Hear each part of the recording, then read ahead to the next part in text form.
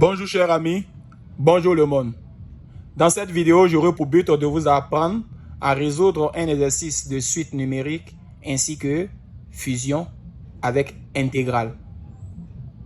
Chers amis, comment on fait face à certains sujets? Ici, nous allons corriger un sujet extrait du bac Burkina 2016, partie C. Prêtez attention, nous allons passer à la lecture du sujet. On pose Jn égale à intégrale allant de 1 à E, x au carré, facteur de ln de x, le tout à la puissance n de x. Pour tout n appartenant à grand N, l'on a en 1, calculer J0. En 2, montrer que Jn est supérieur ou égal à 0 pour tout n appartenant à grand N. 3. Montrer que Jn est décroissante. 4. Montrer que Jn est convergente. 5. En utilisant une intégration par partie, démontrer que pour tout entier naturel petit n, 3 Jn plus 1 plus facteur de n plus 1, facteur de Jn égale à expo de 3. En 6. On déduit les valeurs exactes de J1 et de J2. Chers amis, nous allons passer à la résolution de cet exercice, extrait du bac D Burkina Faso 2016.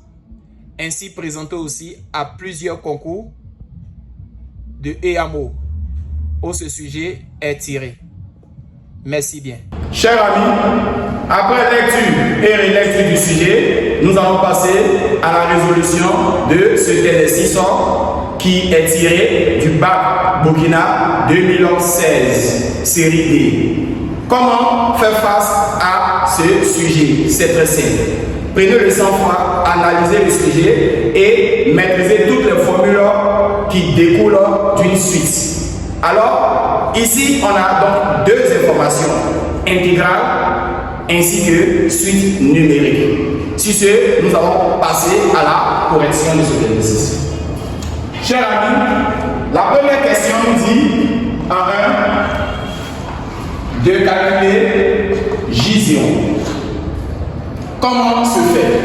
Nous avons Jn égale à intégrale allant de 1 à E de x au carré, ln de x à la puissance n de x. Pour tout n appartenant à grand N, l'on demande de calculer J0. Il faudra ici remplacer tous les n par 0.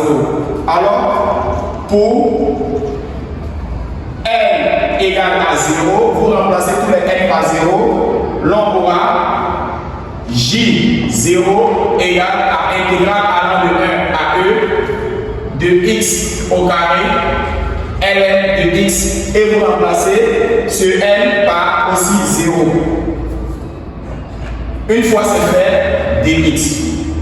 Sachez bien que ln de x à la puissance 0, comme tout nombre à la puissance 0, donne 1. Dans ce cas, on aura J0 égale à intégrale allant de 1 à E de x au carré, et là, nous allons marquer par 1 dx. Chers amis, qu'est-ce que l'on doit connaître sur la primitive de x au carré? Sachez bien que si une fonction est égale à x à la puissance n, sa primitive n'est rien d'autre que 1 sur n plus 1, x n plus 1. Voici la primitive de x à la puissance n. Donc, chers amis, dans notre cas, quelle est la fonction? Dans notre cas, la fonction est x au carré. Quelle est donc la primitive de cette fonction? La primitive de cette fonction obéira à 1 tiers de x au cube. On aura donc J0 égale à intégrale allant de 1 à E de x au carré de x qui deviendra à présent la primitive 1 tiers de x au cube où les bornes seront 1 et E. Pour cela, l'on devra remplacer tous les x par e. On aura 1 tiers de e au cube soustrait à 1 tiers de 1 au cube. Chers amis, quelle propriété nous avons utilisé? F de x apparobole a et b, on aura donc f de a soustrait à f de b. Voici la primitive comme on calcule. Dans ce cas-là, chers amis, on aura J0 égale cette écriture e au cube sur 3 et celle-là 1 sur 3. On aura J0 qui donnera e au cube moins 1 sur 3. L'on vient de calculer J0. Passons donc à la deuxième question. La deuxième question est de montrer que Jn est supérieur ou égal à 0 pour n appartenant à grand N. Chers amis, comment montrer que Jn est supérieur ou égal à 0? D'abord, rappelons que Jn se conçoit sous la forme intégrale allant de 1 à e de x au carré n de x à la puissance n de x. Comment montrer que Jn est positif? Cela est très simple. On aura à remarquer une information capitale pour n appartenant à grand N. Pour n appartenant à grand N, on aura à présenter toute cette écriture-là. Ln de x à la puissance n est supérieur ou égal à 0. Lorsque vous remplacez le n par tous les nombres, par exemple 1, 2, 3, 4, 5, 6, jusqu'à tout ce que vous voulez, cette valeur-là, soit la plus petite valeur serait encore égale à 0, ou lorsque vous allez remplacer par 1, ça serait égal à 0. Lorsque vous allez remplacer le x par n'importe quel nombre, ça serait encore supérieur à 0 si le x est positif. Ce qui signifie que pour n appartenant à grand N et x appartient à un réel n, le réel doit être un réel positif. C'est-à-dire quoi? Le x va appartenir à n va appartenir à grand N. Dans ce cas, ln de x à la puissance n est supérieur ou égal à 0. Et mentalement dans la tête, tous les nombres élevés au carré sont positifs. Ce qui sous-entend que x au carré, ln de x à la puissance n est supérieur ou égal à 0. Une fois qu'on a présenté cette écriture-là, il faudra simplement mettre l'intégrale. On aura intégrale allant de 1 à e de x au carré, ln de x à la puissance n de x. Si cette écriture est supérieure ou égale à 0, alors cette écriture-là aussi serait supérieure ou égale à 0. Or, cette écriture est l'équivalent de Jn. Or, Jn égale à intégrale allant de 1 à e de x au carré, ln de x à la puissance n de x. Si cette écriture est positive, c'est que Jn aussi est positive. Une fois c'est bon, chers amis, nous allons donc signifier pour n appartenant à grand N, on aura à dire que Jn est supérieur ou égal à 0. Chers amis, passons donc à la prochaine question, qui est la question numéro 3. Montrons que Jn est décroissante. Chers amis, comment montrer que Jn est décroissante? Une suite est dite décroissante si elle obéit à une propriété qui serait la suivante. Une suite est dite décroissante si et seulement si la suite appelée Jn serait Jn plus 1 moins Jn qui est inférieur ou égal à 0. Ou du moins, si la suite est appelée Jn, on aura Jn plus 1 moins Jn est inférieur à 0. Voici donc les propriétés qui montrent qu'une suite est dite décroissante. Alors nous allons utiliser cette propriété pour pouvoir vérifier cette hypothèse.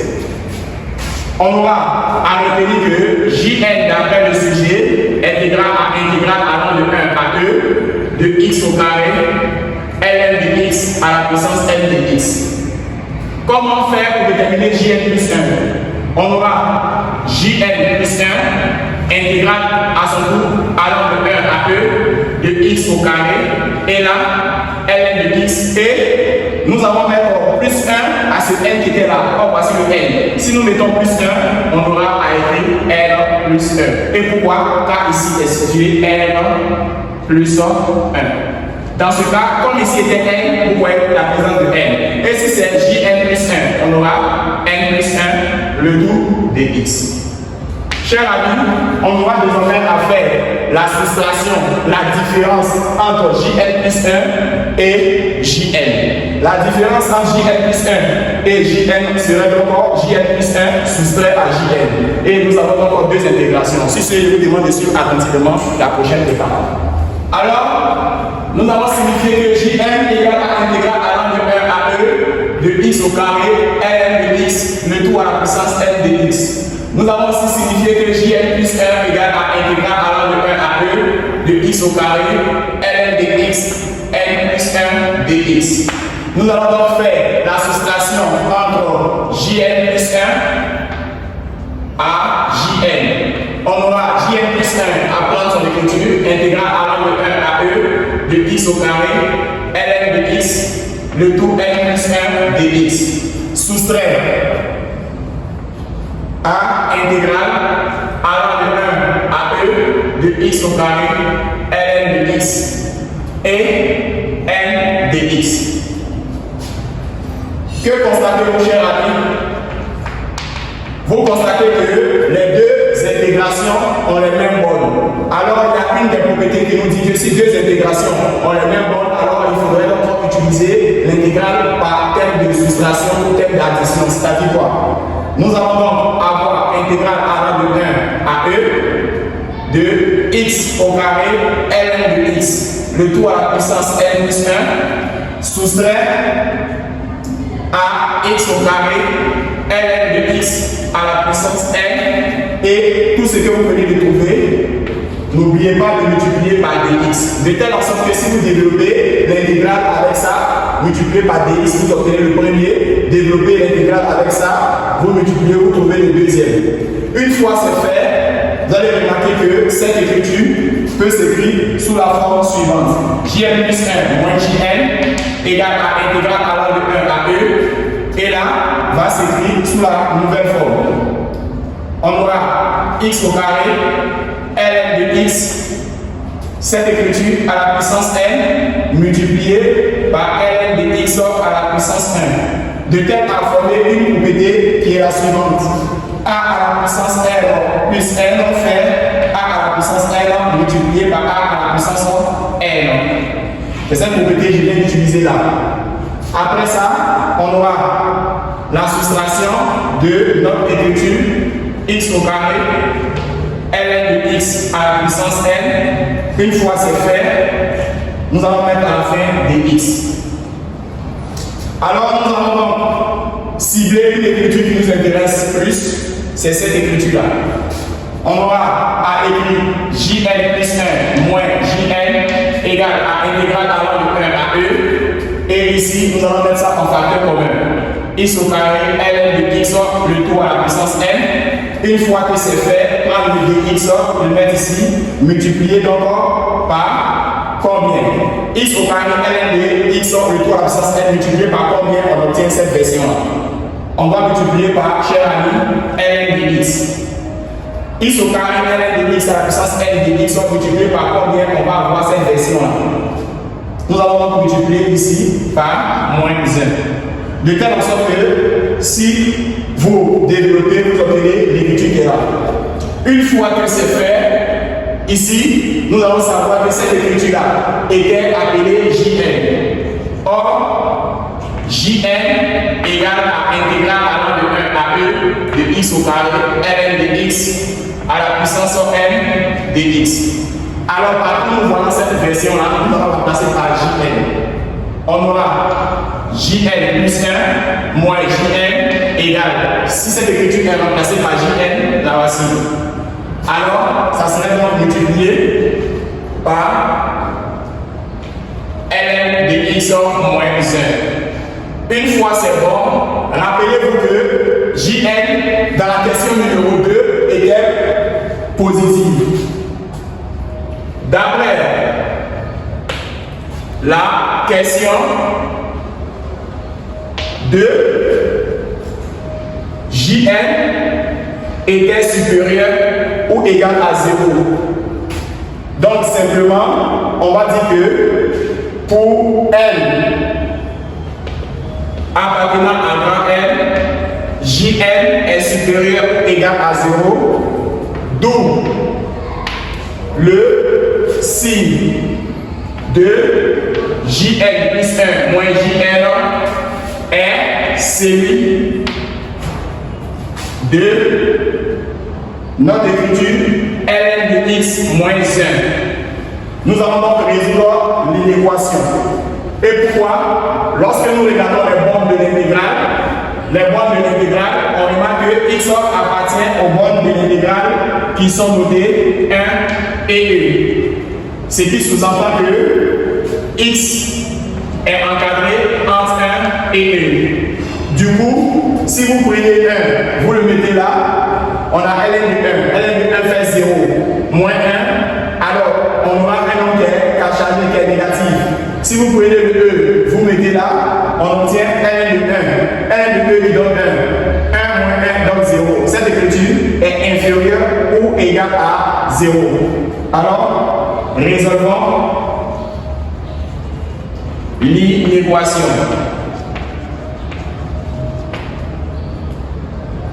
ln de x moins 1 inférieur ou égal à 0. Et pour ceux qui n'arrivent pas à comprendre, lorsque nous avons pris le x, on l'a remplacé par 1, ln de 1 a donné 0. 0 moins 1, on obtient non négatif. Lorsqu'on a pris le x, on l'a remplacé par e, ln de 2 donne 1, 1 moins 1 donne 0. Alors cette écriture est inférieure ou égale à 0. Dans ce cas-là, nous allons continuer. ln de x est inférieur ou égal à 1. Alors, expo, lorsqu'on apporte expo, ln de x va en haut, et là on apporte aussi expo, 1 va en haut. Du coup, cette écriture descendra x qui est inférieur ou égal à e. Chers amis, après cette information-là, nous allons effectuer un tableau de signes.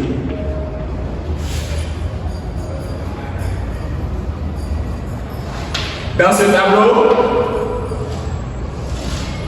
nous allons donc marquer tout ce qui nous impose notre intégrale. L'intégrale de x allant de 1 à e. À gauche de ce 1, on trouve des nombres qui seront négatifs et positifs. À droite de ce e, on trouve des nombres aussi positifs. Donc, toute cette partie-là, si on en place ici, par n'importe quel nombre que nous voulons prendre, 1,1, 1,2, 2, 2,1, tous ces nombres-là seront encore négatifs. Dans ce cas, on aura ici JN plus 1 moins JN. Alors, pour N appartenant à grand N, on remarquera que JN plus 1 moins JN est inférieur ou égal même qu'on a déjà signifié à 0, qui était notre condition. Donc, par ricochet, on aura JN plus 1 qui est inférieur ou égal à JN. On en déduit que la suite JN est décroissante.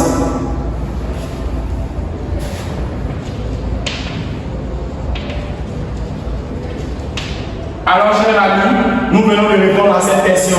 Passons donc à la prochaine question qui suit. La prochaine question est de savoir démontrer que JN est convergente. Alors, question numéro 4.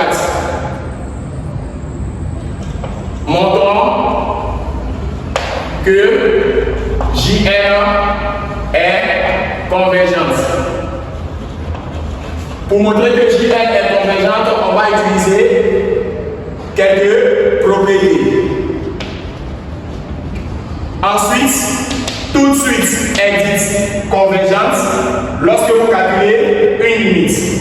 Tout de suite est dite convergente lorsque la suite est minorée et décroissante. Tout de suite est dite convergente lorsque la suite est majorée et convergente et croissante. Dans ce cas, notre propriété utilisée ici, c'est de dire tout de suite minorée par petit m et décroissante est convergente.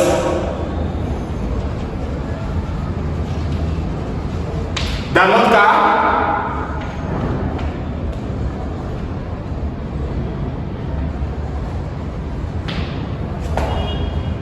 JN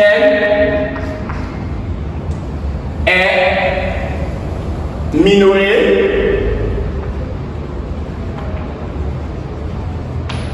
par 0. On avait dit que JN était supérieur ou égal à 0. Donc c'est minoré par 0. Et JN est décroissante.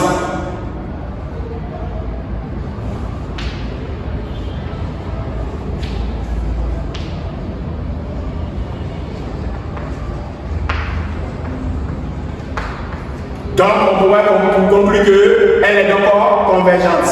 Donc, mon cher ami, suivez donc la suite. On peut donc conclure qu'elle est convergente. Tout de suite, minorée et décroissante est dit donc convergente. On suit donc la suite. Donc, JN est convergente. JN est convergente car JN est supérieur ou égal à 0, c'est-à-dire minoré par 0. JN plus 1 moins JN a donné un résultat inférieur ou égal à 0, c'est-à-dire qu'elle est décroissante. Alors tout de suite, décroissante et minorée est donc directement convergente. Passons donc, chers amis, à la question numéro 5. En utilisant une intégration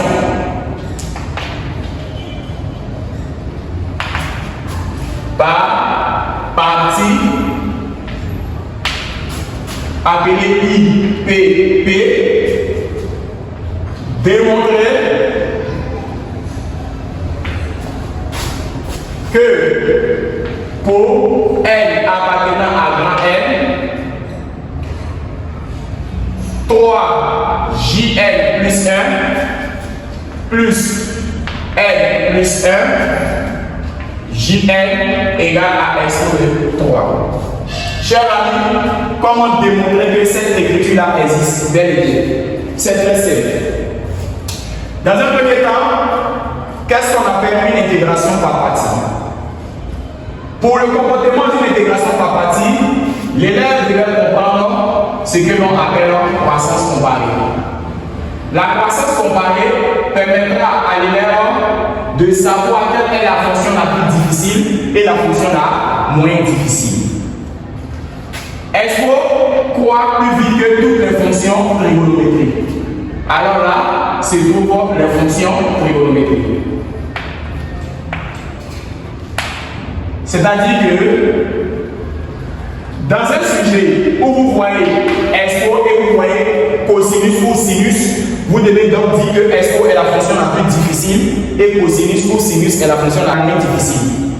Alors, entre les fonctions cosinus, sinus, alors viennent aussi après quelle fonction? X. Les fonctions trigonométriques sont plus difficiles difficile que les fonctions x. X à son tour est aussi difficile que la fonction logarithme vectoriel. Alors la fonction x est difficile que la fonction logarithme vectoriel. Voici ce que l'on appelle croissance comparée. Dans un sujet où vous voyez cosinus et expo, voici la fonction facile, voici la fonction difficile. Si vous voyez x cosinus, voici la fonction facile, voici la fonction difficile. Si vous voyez l de x, voici la fonction facile, voici la fonction difficile. Dans ce cas, chers amis, nous allons remettre l'information de Jn. Jn égale à intégrale allant de 1 à e de x au carré, ln de x à la puissance n de x. À quoi va ressembler Jn plus 1? On aura Jn plus 1 qui serait intégrale allant de 1 à e de x au carré, de ln de x, et ici on aura n plus 1. Pourquoi? Parce qu'en bas on avait n, vous voyez le n. Alors si on a n plus 1, on aura n plus 1 avant d'avoir dx. Cette écriture-là va m'intéresser. Je ne vais pas me soucier de 3. C'est l'écriture Jn plus 1 qui va m'intéresser dans un premier temps. Alors, à Jn plus 1, nous allons utiliser une intégration par partie. En utilisant une intégration par partie.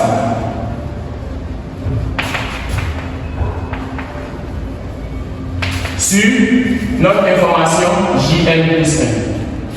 Dans ce cas, chers amis, on aura u de x qui est la fonction facile,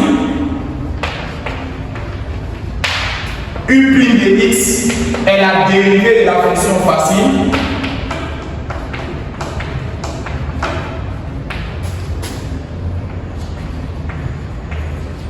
et nous allons avoir v' de x, la fonction difficile.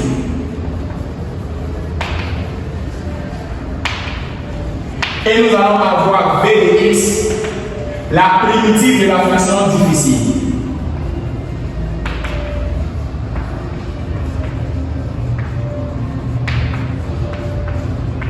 Alors, chers amis, c'est ce que je vais utiliser pour répondre à mes préoccupations. Alors, chers amis, u de x égale la fonction facile. D'après la croissance comparée, la fonction facile, c'est la fonction logarithme.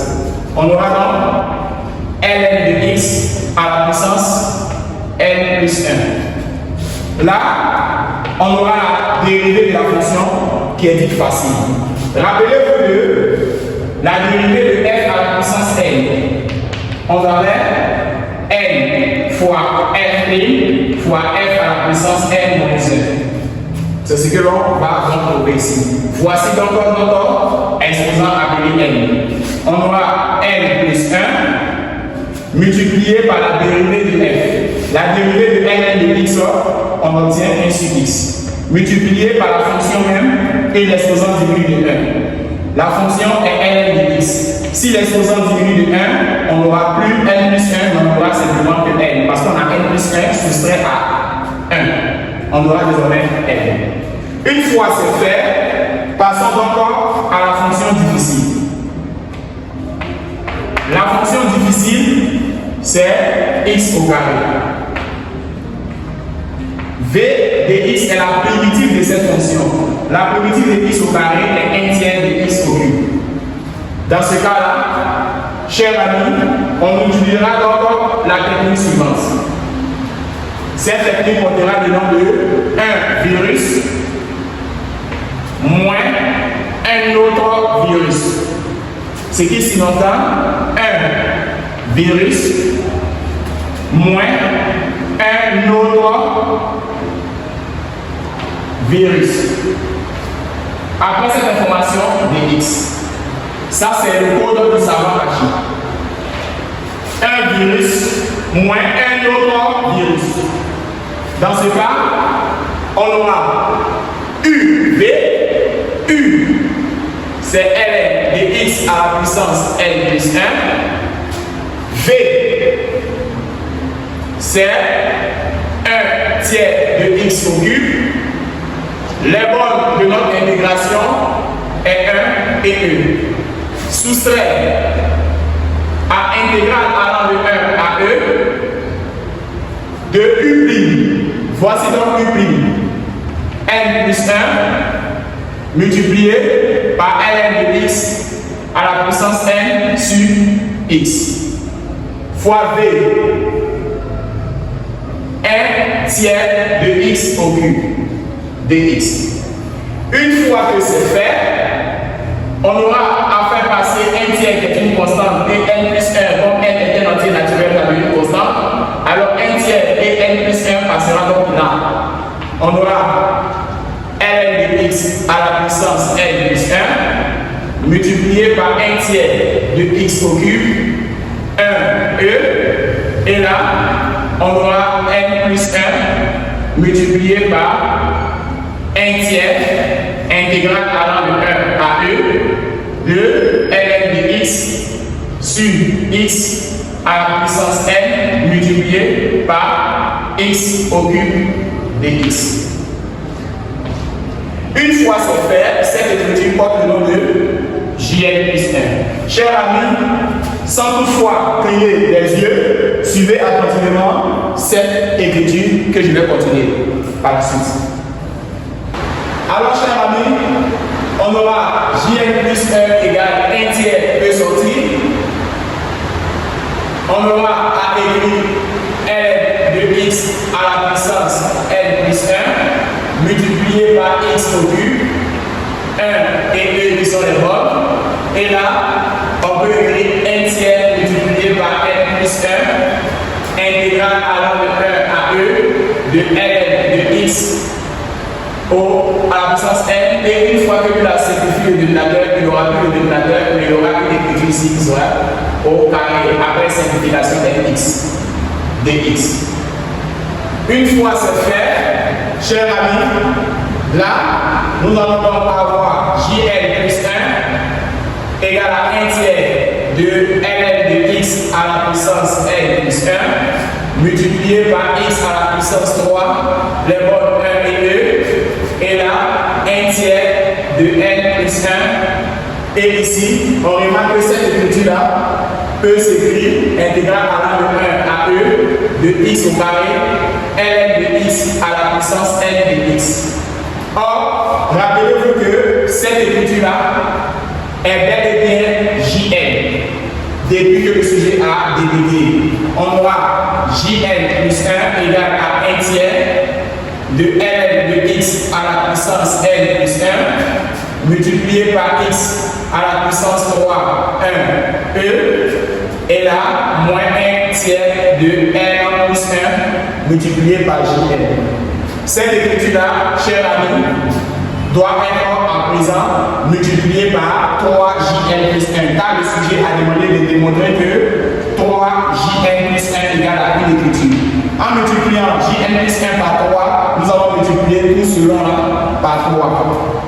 On aura 1 tiers de ln de x à la puissance n plus 1 multiplié par x au cube, qui sont avec les bornes suivantes, E et 1, moins cette écriture 1 tiers de n plus 1 de JN. Une fois c'est fait, nous allons fermer. Cette écriture va pénétrer.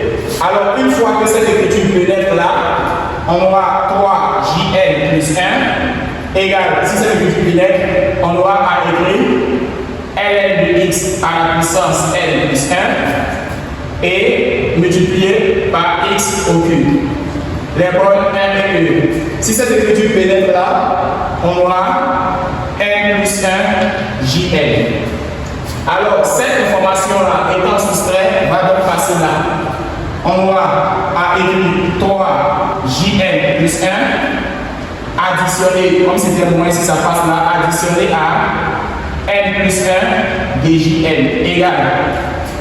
Il restera donc ln de x à la puissance n plus 1 multiplié par x au cube.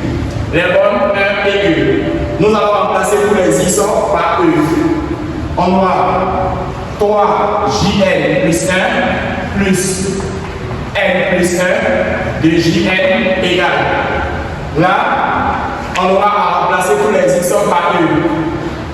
Ln de E à la puissance n plus 1 multiplié par E au cube. Une fois c'est fait, n'oubliez pas que la propriété nous impose une soustraction entre le premier calculé avec E et le deuxième calculé avec celui du bas. On aura ln de 1 à la puissance n plus 1 multiplié par 1 au cube. Une fois c'est fait, on aura ln de 1 qui donnera 0, toute cette écriture va disparaître. Ln de 2 qui donnera 1, 1 à la puissance n plus 1 donnera encore 1 multiplié par E à la puissance 3 donnera E à la puissance 3. On aura à ricochet 3 Jn plus 1 plus 1 n plus 1 Jn. Une fois que nous avons remplacé ici par 1, on aura à avoir E au cube. Et pourquoi? Car ln de 2 nous donne 1. Et là, ln de 1 nous donne 0. On comprend par là que ça fait 0 fois ça. Et là, ça fait 1. 1 à la puissance n plus 1 donne toujours 1 multiplié par E au cube, on donne toujours E au cube. Chers amis, passons encore à la dernière question.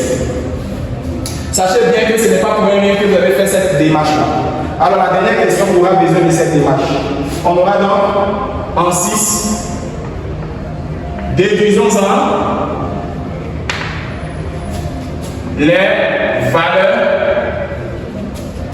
exactes de J1 et J2. Chers amis, comment déterminer les valeurs exactes de J1 et J2? C'est très simple.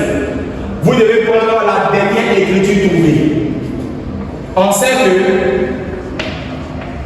la dernière écriture se présentait sous la forme de 3 Jn plus 1 plus n plus 1 Jn égale à expo de 3. Nous allons essayer de calculer pour Jn. Comment se fait? Il faudra donc remplacer partout notre œil fois n, enlever ça pour mettre 0. Pourquoi? Parce que 0 plus 1 donnera J1. On aura donc pour n qui va s'appeler 0, notre écriture deviendra 3 fois 0 plus 1 plus 0 plus 1 J0. Vous voyez que tous les n sont remplacés par 0 égale à expo de 3. On aura donc ici 3 J1 et là J0 égale à expo de 3. On aura à écrire 3 J1 égale à expo de 3 soustrait à J0. Or, J0, d'après la première question déterminée, on a trouvé expo de 3 moins 1 sur 3. On aura donc à écrire 3 J1 égale à expo de 3 soustrait à expo de 3 moins 1 sur 3. Nous allons donc avoir J1 égale à expo de 3 moins expo de 3 moins 1 sur 3, le tout divisé par 3. J1 égale 2 expo de 3 plus 1 sur 9. Alors, nous allons encore passer à déterminer le J2 et terminer en beauté notre sujet. Suivez attentivement. Le 7, J1 égale à bas de façon 2 expo de 3 plus 1 sur 9 et notre expression située là était déterminée précédemment. Alors, on aura à calculer J2. Comment procéder? On aura à remplacer partout nos voyants R1 par 1. Et pourquoi? Une fois que nous remplaçons le n par 1, on obtient 1 plus 1 qui donnera 2. On a 3 J1 plus 1 plus 1 plus 1 J1 égale à SO de 3. Une fois c'est fait, là, nous donnera 3 J2 plus 1 plus 1 qui donnera 2 J1 égale à SO de 3. Dans ce cas, on aura 3 J2 égale à SO de 3 et cette écriture passera derrière. On a 2 J1 avec une frustration à présent. J2 égale à SO de 3 moins 2 J1 divisé par 3. On va remplacer J1 par son expression 2 SO de 3 plus 1 sur 9. On aura J2 qui donnera SO de 3 soustrait à 2 fois facteur de 2 SO de 3 plus 1, le tout sur 9. Et sans oublier de diviser par 3. Chers amis, 5 SO de 3 moins 2 sur 27. Chers amis, dans cette vidéo, j'avais pour but de vous apprendre une intégration partie à partie appelée IPP et de faire sortir à l'intérieur de cette intégration des formules de récurrence ensuite et aussi de vous apprendre qu'est-ce que l'on appelle croissance comparée. Si ce, je vous dis au revoir pour une nouvelle vidéo.